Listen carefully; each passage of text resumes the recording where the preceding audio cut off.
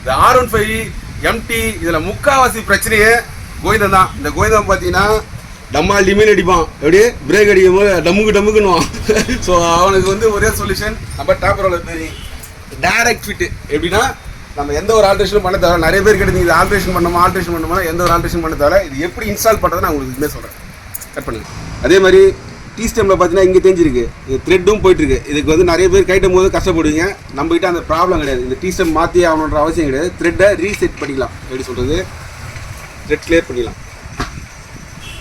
இது டைட்டாக இருக்குங்களா, உள்ளே இருக்க அந்த மொத்த கிளியரன்ஸையும் இது எடுத்துடும். நிறைய பேருக்கு தெரியும், ஒன்றும் பெரிய கான்செப்ட்லாம் கிடையாது. நிறைய பேருக்கு தெரியும்.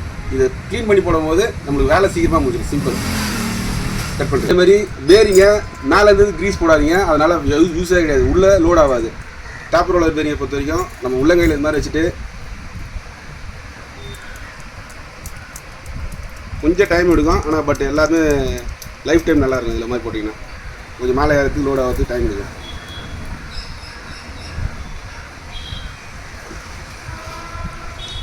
எவ்வளோ லோட் ஆகுது பார்த்தீங்களா. இந்த மாதிரி மேலே வந்ததுக்கப்புறமா அப்படி லைட்டாக ஸ்வைப் பண்ணிட்டு கீழே துவச்சிட்டு, இப்போ இது வந்து கீழே வர பேரிங் இது ஃபுல்லாகவே போட்டுற போகிறோம். க்ரீஸ் போட்டாச்சு. அதுக்கப்புறமா பார்த்தீங்கன்னா லைட்டாக இதில் க்ரீஸ் தடவிங்க. ஏன்னா ஒரு டூப்ளிகேட் இருந்துன்னா இன்சர்ட் பண்ணுறது கொஞ்சம் ஈஸியாக இருக்கும். இது ஏன்னா பேரிங் டைட்டாக தான் இருக்கும். இவ்வளோ போட்டுரும்.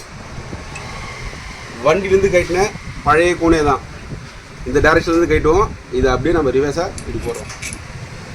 இதில் வந்து எப்செட்டோட 4 டியூப் சின்னதாக கட் பண்ணி வச்சுட்டு இது மேலே வச்சு லாக் பண்ணிட்டு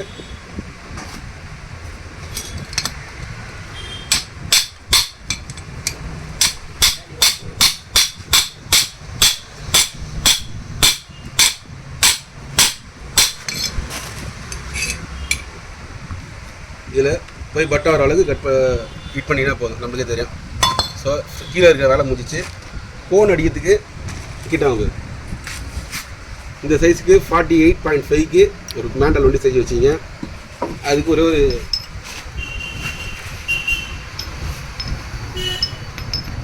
ஃபுல்லர் இது இருக்குங்களா, கிட்ட காட்டுங்க. கீழே இன்செர்ட் பண்ண போகிறோம், அவ்வளோதான். இங்கே இது நம்ம இப்போ பண்ணால் மேலே போய் உட்காந்துரும். இதுவும் பேரிங் ஃபிட்டு தான். கொஞ்சம் மேலே வாங்குது.